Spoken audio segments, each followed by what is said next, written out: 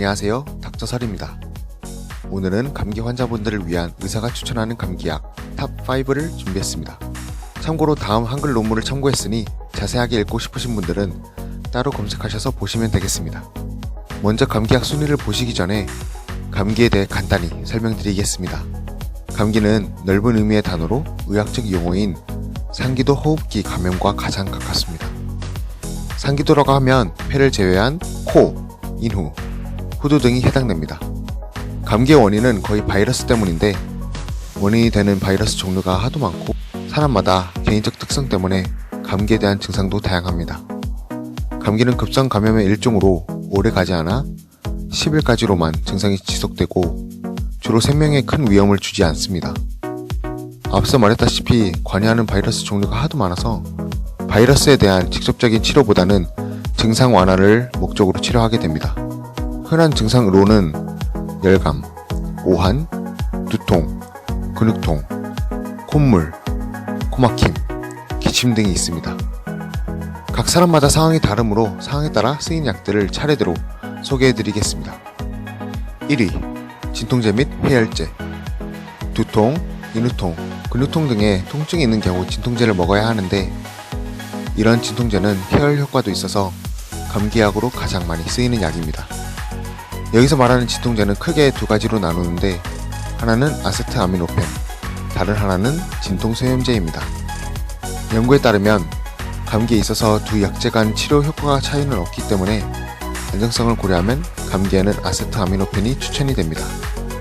대표적인 약은 타이레놀입니다. 2위, 항히스타민제.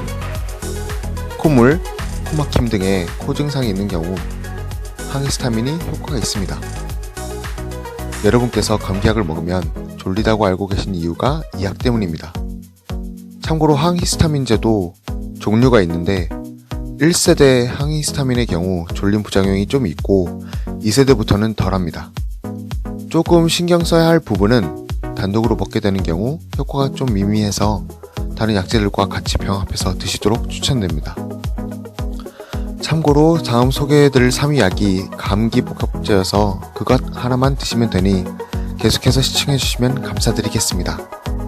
항히스타민제의 대표적인 약은 페니라민 정이입니다. 3위, 진해제와 충혈 완화제. 혹시 기침이 제일 심하신가요? 여기서 기침은 10일 넘지 않은 기침으로 만성 기침은 감기일 가능성이 적어지므로 내과로 내원하도록 추천합니다. 일반적인 감기 기침에는 진해제와 충혈 완화제 둘 다 생각할 수 있겠습니다. 실제로 임상 결과상 두 약 모두 기침 증상 호전에 효과가 있었습니다. 앞서 말했던 항히스타민제와 진해제, 충혈 완화제 모두 포함된 약이 있는데요. 대표적인 약은 코프 시럽입니다.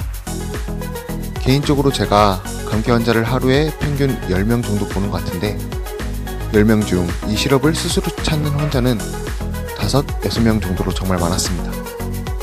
앞서 말했던 탑3는 거의 필수적인 감기약으로 여러분께서 병원에 가시면 거의 100% 포함되어 있다고 보셔도 됩니다. 4위, 근이완제. 근육통이 진통제로도 완화되지 않는 드문 경우에는 근이완제도 생각해 볼 수 있겠습니다. 걱정하실 필요는 거의 없지만 근이완제는 과다 복용 시 호흡곤란 등의 부작용이 있으므로 의사와 상담이 필수입니다. 5위, 금연.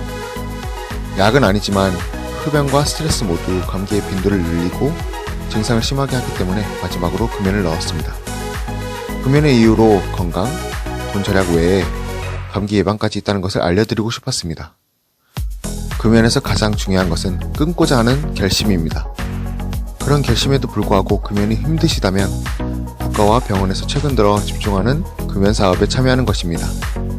상담만으로도 도움이 되고 심지어 금단 현상을 막아주거나 담배를 생각나지 않게 도와주는 약물 치료도 있어서 의지가 약해서 못 끊는다고 생각하지 마시고 인근 보건소에서 금연 상담하도록 추천합니다.